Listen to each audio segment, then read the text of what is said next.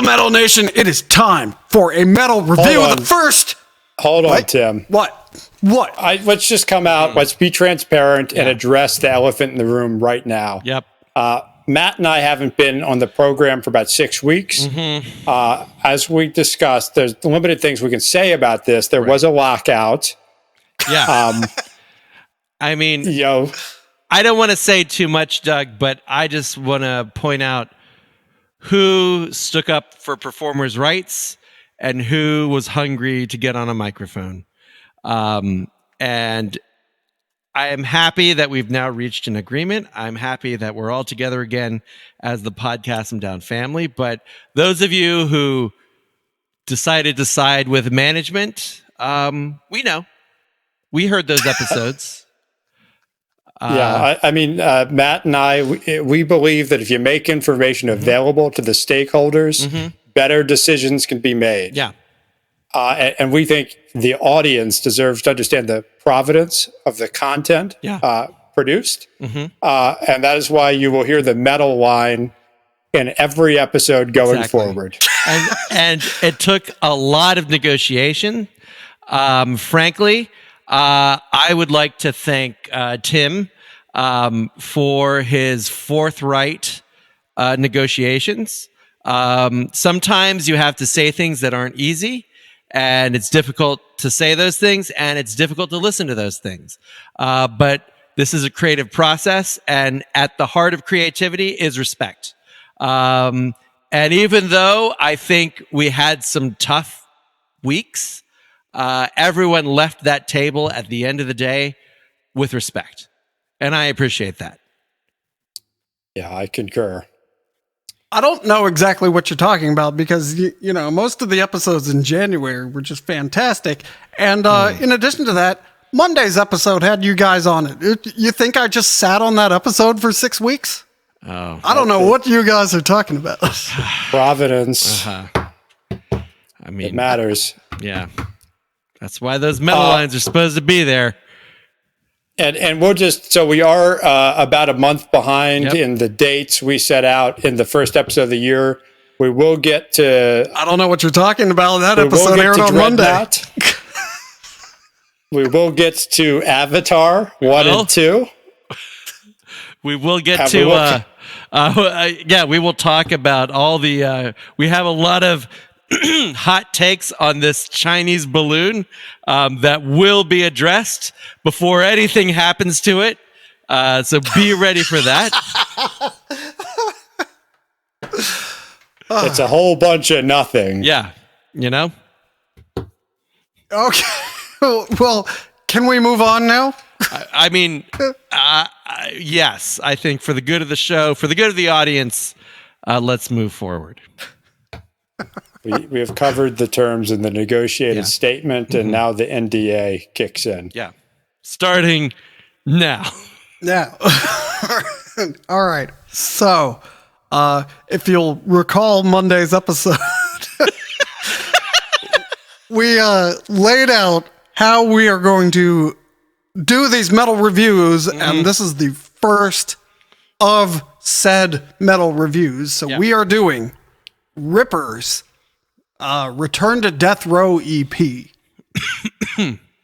at Doug's demand. So this was one of the consolations I had to make. NDA, sorry. All right, and there's the spreadsheet. Yeah, that's just what we're talking about. Information leads to informed decisions. Okay. That's right. So I have to refresh my memory here. So we're going to be judging on Act 1, Act 2, Act 3 of the EP, or whatever we're reviewing, and then the presentation and the trueness. Yes. Yep. And that's it. And this, I think we'll, Act 1, Act 2, Act 3, it's 2, 2, 2 in this case, unless do we have consensus? Oh, I see. Okay. 6 tracks. There's six tracks. So this is Tim Ripper Owens' solo project. The it was the temporary replacement for Rob Halford in Judas Priest. He's been constantly disrespected since then. Look at Jugulator. Yeah, we'll get to that. And he was also the temporary replacement for Matt Barlow in Iced Earth. Yeah, and he's so he started out at a band called Winter's Bane, and I believe they were the same as U.S. Steel. It was Scott Travis, the Priest drummer, who saw a tape of Ripper playing that got him into Priest. They made the movie Rockstar about him. He's probably the only metal artist to have the Marky Mark movie? Yes. Wow. So he's saying the stand up and shout. No, it's basically like it's loosely based on him. Oh. The concept is they got all the details wrong. Oh. What was the name of that band? Steel Dragons? That's a fucking great Dragon, band. yeah. That is a great name. Yeah, and like Tim alluded to, he did 2 albums with Priest. There was Jugulator, which has been canceled, and we are with Ripper and uncanceling Jugulator. You know, Ripper is selling Defend Jugulator shirts. Mm-hmm. And he should be. Got mine. Yeah, so he's been doing various solo stuff, but this is the first one he's released under the name Ripper, because the old one was like Tim Ripper Owens. This is just Ripper. Huh. So he's done, just for background, this is his third really his third solo release. He did a record, he had a band called Beyond Fear. I just re-listened to the record. Actually, I remember it being good. It's actually quite good. 4 or 5 really strong songs. It's kind of in line with Ashes of Ares, a kind of melodic contemporary sound. He did a second solo record. He was in Dio Disciples. There's got a bunch of folks from that. It's okay. He did guest vocals on the most recent Ashes of Ares album, by the way, on one song. Did he? Yeah. Yeah. And so he partnered, this first solo record in a long time, he's partnered with Jamie Jotsta, who I think we have to show some respect to, even though he might not have 20 years ago. I mean, what can I say? He's a Corpse Grinder, Ripper. He's doing a lot of good stuff for a lot of good artists. And Hatebreed Perseverance, that's been like my workout record for 2 decades. It's like a flawless record for what it is. So yeah, this EP, it is an EP, which is an interesting choice. But let's start with Act 1. So we open with... Yeah, with Die While We're Alive. How else would one die? And then the second track is Embattled, which has a music video, if you want to... Whoa. But, see, just to get the the most accurate reactions, Matt is listening to this now. Yep. So if you bail out, look up Embattled for the music video. Yeah, the Die While We're Alive is decent, good opener, catchy chorus, and I really like Embattled. I can tell you that at least the first 2/3 of Die While We're Alive, pretty good. But I'm gonna have to think about the next third in about 1 minute. Yeah, so I think it comes out strong. I see why Die While We're Alive is the first track. This is a good and first track. I agree that Embattled is a better track, and that's What? probably why they did the music video for it. And those 2 tracks in particular are very Primal Fear to me. Yeah, I can hear that. Primal Fear. Well, at least Die While You're Alive. Yeah, I like how you're talking real loud. I think one of the things to point out, Ripper, there are a few singers with the capacity that he has. You can maybe say his mid-range is a little unremarkable, but he can go live and he can do all the high stuff, actually in his chest without going to a falsetto like Halford. Yeah, he has not like I've been paying attention to him mostly after he left Judas Priest, but they you know, they had, what was the Live Meltdown 98? I have that. So like between then and now, which is a lot longer than it sounds like, you know, like I don't think I think he's taken very good care of his instrument. Yeah. And knows when to use it. So it's not like he doesn't overdo the screaming, you know, the high up stuff, but it's there when you want it. Yeah, absolutely. You know? And if he's gotten a little better, I would say, over the years, maybe his voice has gotten a little lower. But if you think about it, Halford did Painkiller when he was about 40. I believe Ripper is in his early 50s now. This is when Halford's voice, Halford actually got better at singing as he lost some of his capability. But like you're saying, Tim, Ripper still has it all. Like, you can't tell. And Embattled is a really good show of what he can do. Yeah, and so I think the whole EP starts very strong. Mm-hmm. There's in my opinion, there's some swings and misses on some of the lyrics. But I think it gets worse later. Wait, yeah, really? I'd say, you know, there was always like some controversy in his Priest days because he wasn't, honestly, the band wasn't letting him write. He only had writing credits on one Priest song. I think it's called What's My Name? And it was a Japanese B-side. It sounded kind of Marilyn Manson-ish, but I would say it's better than most of Demolition. Well, I think it's good that Ripper didn't put his name on some of those songs. Yeah, and like the Beyond Fear record, the lyrics are a little like they're more like alternative, like it's I, me, and you. When metal is more we, they, and us. But this is more metal, and it gets the us and them. I do agree, Die While We're Alive especially. It's a little, what's it about? And Embattled, he's sticking to the definition. I would say he's using it more in constant battle, when really Embattled has a little more negative connotation. But that's just me being excessively pedantic. It's an excellent song. So I'm going 8 for the first act. I was also going to go 8 for the first act. Yeah, my only knocks are the awkward lyrics. Like, you know, you put this on, and it sounds like these could be on KK's Priest, but like the riffs aren't exactly right for, like, KK wouldn't write those riffs, but they're very straightforward heavy metal, you know, and pair well with Ripper. I'm gonna also give it an 8.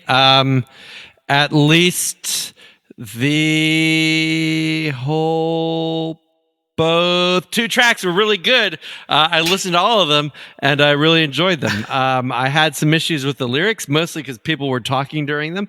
I thought that was a weird choice to have analysis like on the track itself. But I liked it. I would listen to those 2 tracks again. So yeah, 8. Okay, so then we get to Act 2, which we're calling tracks 3 and 4. The Night, parentheses, Take It Back. And then Silent Cage. So the Night, if I remember, that's the one with the most awkward lyrics on the EP. And I'm blanking on what they are, and of course, no one's put the lyrics up. Hey, Ripper's record company, put the lyrics up, please. I got the insert. So, you've had your time. Nothing you do will make it right. There's a mad world outside our doors. Sickness sinking in. Destruction with no remorse. Freedom's lost. Blah, blah, blah. It wasn't any of that. It was the chorus. They can try to tie our hands. They can try to cut our tongues. They may silence some, not all, to take back the night. We must take it back. Take back the night. It was just like it seemed shoehorned in there, you know? It's got a good us and them quality to it, which, of course, is appropriate. But yeah, it reminded me of Die While We're Alive, the song itself, but a little lesser. But same pace and structure, essentially. Again, very catchy chorus. But yeah, I agree the lyrics could have been a bit better. I really think Silent Cage is pretty good. We get an audible bass opening. Oh yeah, I meant to bring that up. You can, when I was listening, I could hear the bass throughout these songs. What the hell is mixing this? You got to mix the bass out. Yeah. Everyone this knows isn't that. a Judas Priest record. Yeah. He's never mind. Silent Cage starts with the bass, and they got that gritty tone. And if you listen to that and then go back to earlier songs, you can hear it cutting through a bit.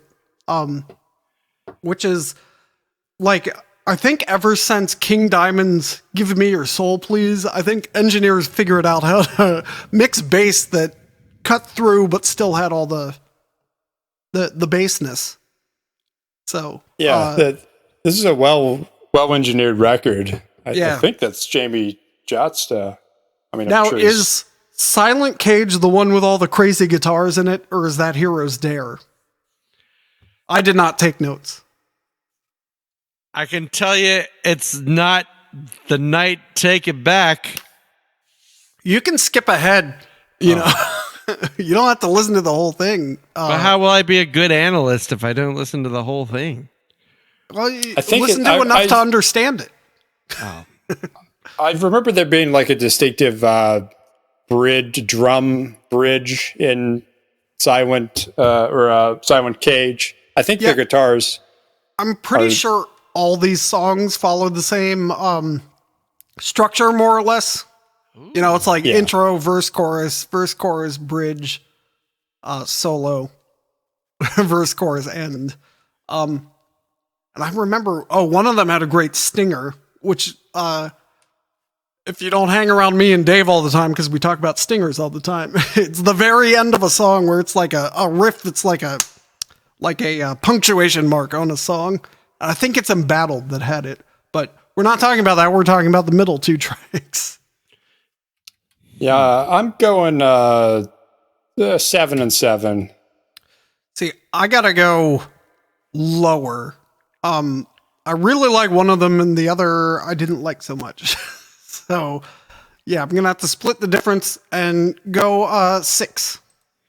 6. Okay. Well, considering that at this point I've only listened to 1 1/4 tracks, I'm gonna have to give it 1. I didn't really like The Night all that much. I'll give it a 5. It's fine. Yeah, actually, I'm going down to a 6. The Silent Cage is good, but yeah, The Night Take It Back is pretty much the first song again, but not as good. And I feel like Take It Back was a note that someone gave him when he turned in that track. So. All right, on to the final act. We have Heroes Dare and Return to Death Row. Okay, so Heroes Dare, I don't have much to say about it. It's like, there's a reason. I think there's a reason it's there on the track list. You know, it's like all of my criticisms of this album have nothing to do with Ripper's performance. I think this one just kind of doesn't quite hit to me. And the other thing is I don't remember much about it, which says a lot about that song. So, yeah, it's kind of vaguely about military valor. And I will say, the Ripper lyrics thing, it's come up a lot, but to his credit on Beyond Fear, there's actually a song, this is 2006, that's rather directly critical of the wars America was fighting at that point.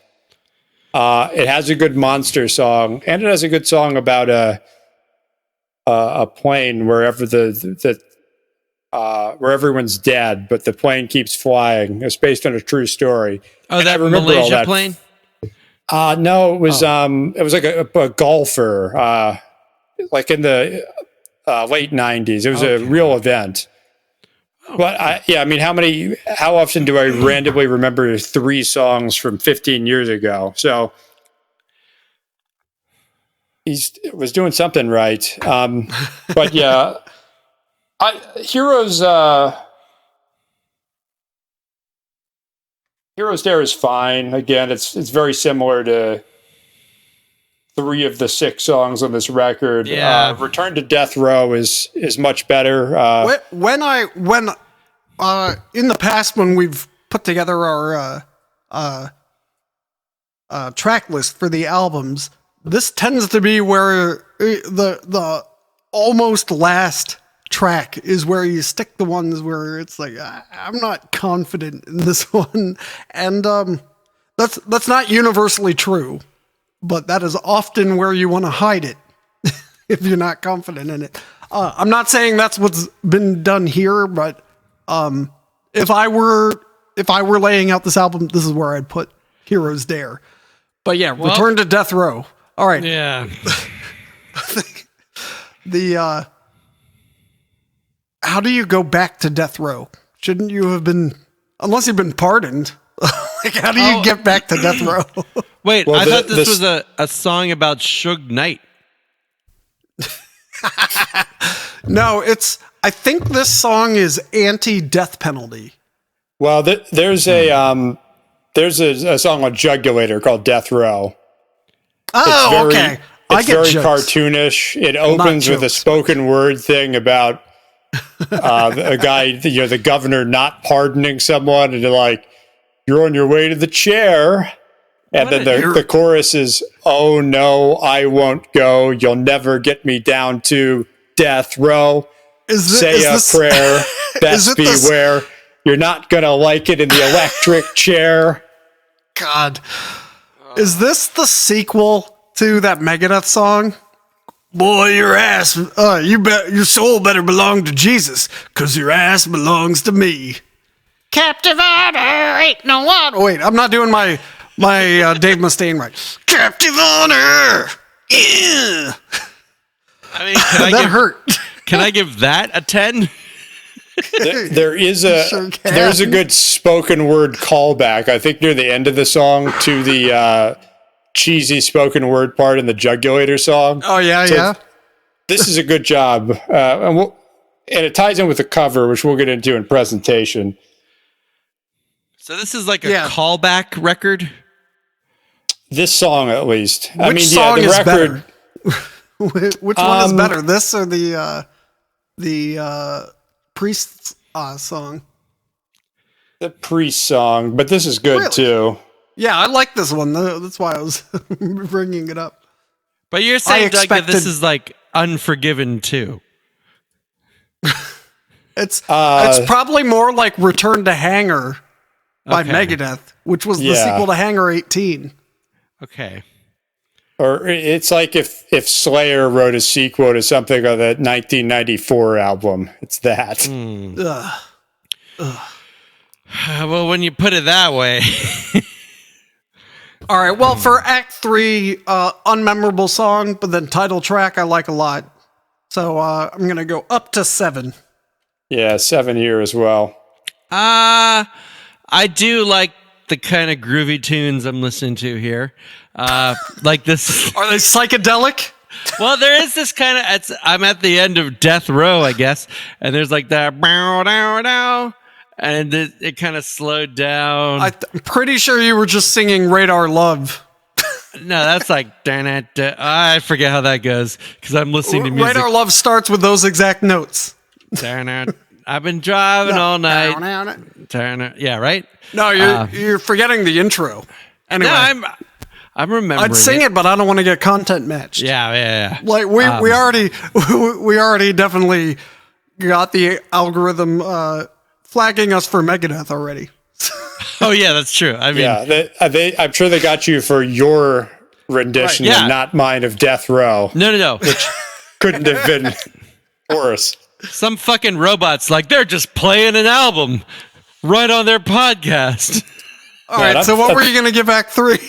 I'll give Act 3. The novelty is frankly worn off a bit, so I can't give it the 8, but I will give it a 7. I think 7 is right. Yeah, like, that's probably why it's an EP. Yeah. I mean, Matt, real quick, look up on YouTube Death Row by Judas Priest. Death Row, Judas. Let's get your hot take. Okay. Oh, hey, there's the jugulator there. He's going to jugulate, watch out. I'm thinking about it, that is a pretty decent record. It's very cartoonishly violent, but that's pretty metal. It's kind of spooky. Right, so, there's someone whispering in my ear. Oh, that's the spoken part. Whoa. Ooh. Okay, well, let's move on to presentation while we're waiting for your hot take. So, all right. Phone's ringing. So the cover. Thank you, Doug. Very strong cover, and they invested in a way you don't always see now.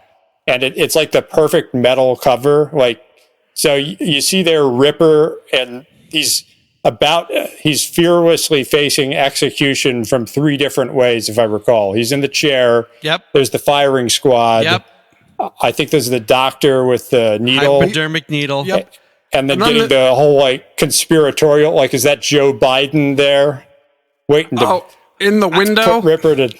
I don't think that's like Joe classic Biden. metal imagery. Like, it's like generic authority figure condemning this 50, 60-year-old man. But yeah. Well, there's also a noose on the ground that has been. Oh yeah, that's right. Well, he clearly, got through one. Yeah, clearly the noose broke, and so that's why they're resorting to the electric chair plus fire. The firing squad. I will say they're holding the guns really weirdly, and they look. They look a little small.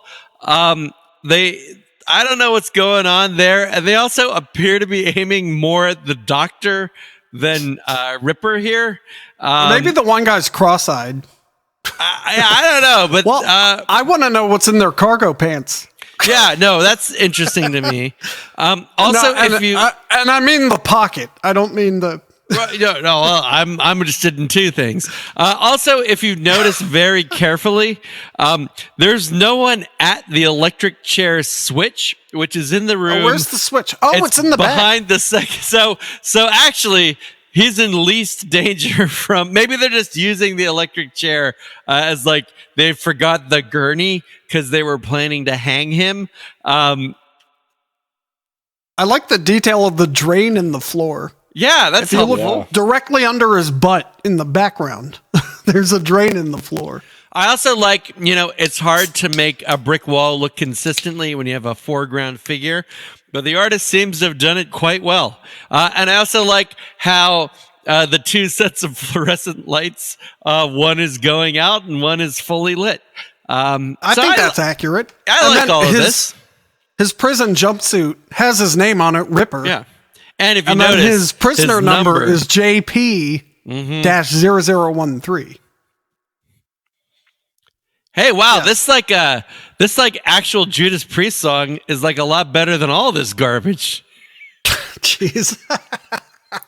Yeah, I see Jugulator is, man, and like abductors about alien abduction. There's a lot of like in that like super aggressive cartoony way. Like if you judged on that, Jugulator is pretty good. We should save this for Iron Maiden, but I wonder who had the best and worst 90s albums. between Metallica, Iron Maiden, Judas Priest, and Death Row. Black Sabbath. Okay, no. Well, like, it's fun to make fun of this album cover, but it's still I won't go. It's still fantastic, And like you said, it's metal as fuck. Death Row. Also, Ripper lost something like 50 pounds in the last year, and I think this depiction of him is midway through that weight loss. He's looking real slim these days. I hope it doesn't affect his voice. Those are some maybe baggy, it turns out it was fueled by fries and wings or something. Some baggy jumpsuit. Does he have a hand tattoo for real? Probably. I know he has a wrist tattoo. So he has tattoos.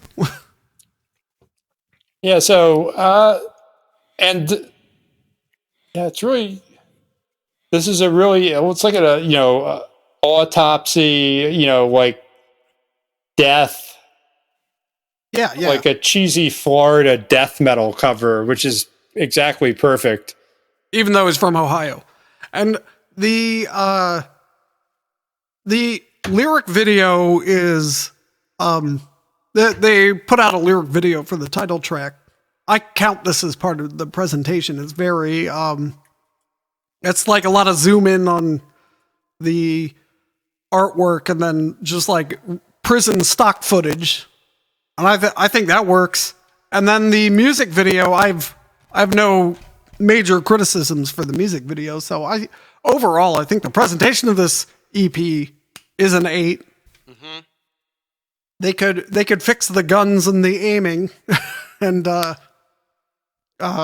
disengage the electric chair switch or something.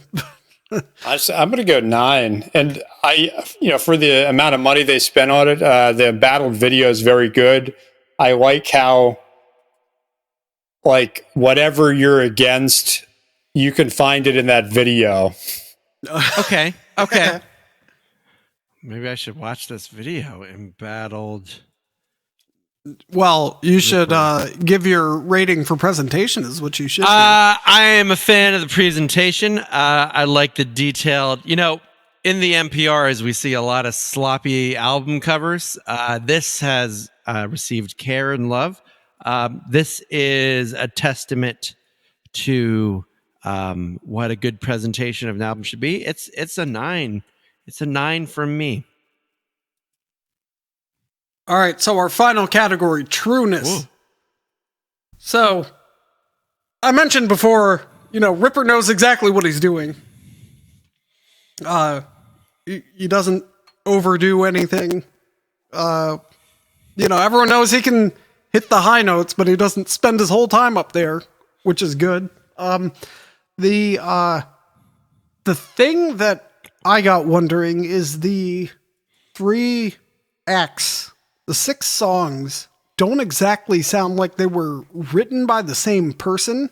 So I tried to figure out who wrote them. And I don't know if this is in the liner notes. It's not. So from what I could tell, there are no music or lyric credits. And I went so far as to check the ASCAP and BMI catalogs. Whoa. Wow. So, and there was nothing. So who wrote these songs? And I can see him hiring a guitarist because, Ripper's a singer. I don't know. Like, he's also been prescribed lots of things in his career. Yeah. But and I think. But yeah, like, I don't know if that means he doesn't or can't write. It's just not clear. It's just a big question mark. Anything I would say is speculation, So, but, KK's Priest, as a counterexample, he's KK Downing is putting his name on fucking everything. I wrote all of this. I did all of this, So, I bet there are ghostwriters involved, and that's why the music kind of like some of it matches with the rest, and some of it's like, how did we get here from there? Kind of thing. Well, I'm sure Jamie Jotsta's in the mix. Because he's been the one. He's like the certainly jugulator guy. Yeah. So, but how much should that count against trueness? Like, well, to sort of flip that, and I think one of the things, really to Ripper's credit, because he was ragged on a lot. Goofy stage presence. Honestly, I love his stage presence. Yeah, I agree. Stage presence. Yeah, no, totally. It was unfair then. But what's impressive about Ripper, he's done so much with varying levels of involvement. But it's all, you can always tell it's him. Like he comes through the two Yngwie albums he did are very good, even though Yngwie engineers him so he sounds like he's singing in the next room because it doesn't. They can't hear my guitars. Yeah. And that I think he always finds a way to be himself, regardless of the material and whatever adversity he is facing, be it John Schaefer, right? Again, Judas Priest. And let's talk about the whole iced earth thing. He wasn't into it, but there are songs, especially the Unglorious Burden, that nobody else can touch. Declaration Day, this is probably another episode, but what's interesting to me is that song in particular was not written for Ripper. That's right. It was written for Matt Barlow. Ripper knocked Sid out of the park, and then there's a live DVD with Barlow singing Declaration Day, and he just can't do it as well as Ripper. And so and there's a counter example of that too. There's a song that was written presumably for Ripper that Barlow did better live. And then Stu Block comes along and flips the script because he can do Barlow and Ripper and whatever else. And he's got a solo project in the works too. So I want to review that on this show. I'm just afraid it's going to be like Into Eternity or something. Anyway. So I'm going with an 8. And again, we kind of hit on this on the presentation, but just the fact that we get a physical release, get the logo, And what do you think of the EP decision? Yeah, I wonder about that too. Like, why stop there? A couple more songs and it's an album. Well, and it's like my thinking is 10, 15 years out of date, and it's probably all different in this age as Spotify and all that, where it's back to singles in a sense, but like EPs were a graveyard once upon a time. It's the album or bust. Right. Yeah. Well, he is selling it on Bandcamp, so we'll have the link down there. That's the best way to get Ripper the most money, because this is his job, as opposed to some of these other guys, like all the guys he hires for to be his band, like touring at least. It seems to me it's not their job, but Ripper's job is to sing, I don't think he didn't misrepresent anything. He is doing stuff that sounds like what you'd expect from Ripper. He has he's not trying to be something he's not. He is a fantastic singer, and these songs all fit him well, even though I can't tell who wrote them or even the lyrics for that matter. So I'm going to say he's very true to his brand, and that's probably why he went all in by just calling it Ripper. So I'm going 9 on this. The only way it could be more true is if he stuck his name all over everything. I wrote this, I wrote the guitars, I wrote the lyrics. Yeah. Oh, okay. But that part's missing. So maybe referenced himself in one song. Who am I? Ripper. Actually, so at Demolition, which we'll touch on in Iron Maiden, Sounds like Iron Maiden's not going to be about Maiden. Do you really want to talk about Brave New World for 90 minutes? I do. I want to talk about it for about 12 minutes. Iron Maiden. Arn. That's right. This is a Balmer podcast. We're talking Iron about Iron Maiden. What was it? Dawkin. Yeah. Dawkin. Iron Maiden. I'd jump his bones. Iron Maiden. Metallica. Was that U.S. Steel? Was that the tribute we saw? Remember they had the British Steel logo, but they redid it to Dundalk Steel, and they were like a Priest Maiden cover band. Very good. Incredible. I think that was Iron Priest, hon. Oh yeah, Iron Priest. I'd jump his bones. Bones. We had to drive all the way to Largo for that show. I near got lost on 295. All right, Matt, what's a Trueness score? I want to give him a 9, but I feel like we also don't want to give this gentleman like a pass. So I'm going to have to give him an 8.88. Just because in fairness, there are lots of true things going on, but take off your fucking sunglasses once in a while. I like that they clearly had to take off his hat that he always wears. They had to take off his hat to put on the electric chair thing. Yeah, I mean that was good, but still, there's no way they would let you wear sunglasses when they're about to electrocute you, or shoot you, or give you a lethal injection, or after they just tried to hang you. So let's be a little sensible here. All right. Well, I think this was a good review. It's a high. I think the bar has been set, and I wonder how often we're going to be able to get above this bar because, I don't like anything. So this might be tough to beat. I think, but we'll find out, won't we? I feel like each year we only have something to talk about when Blind Guardian releases an album. We should get Dave on. Let's get Dave on and do the terrible orchestral album that they put out that took 10 years to write. I've never even finished it. That's a preview.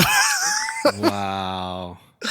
Yep. And you know what's aged pretty well, which we'll talk about in Iron Maiden. Dawkins. Twist of the twist in the myth. A twist in the myth. Yeah, that's pretty good. Yeah, that was 2007-ish, I want to say. Something like that. Okay, well. I'm excited. All right. Tim's going to add a jugulator styled riff right here. All right, until next time, looking at these numbers, I'd say we'd recommend the Ripper EP, Return to Death Row. Yeah. Link in the description. Anything over 5 would be a recommendation, right? I think this is a solid go listen to this EP. This is a should have. In fact, if not a must have. If you're a time saver like me, you can turn it on while this episode is going on. That's right. And have the full 2-ear experience. All right, until next time, Metal Nation, keep it Ripper. Keep it jugulated. Yeah.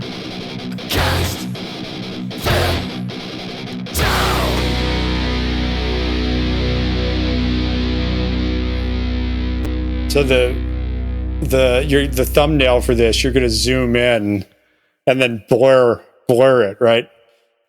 Jugulate the image. I like it.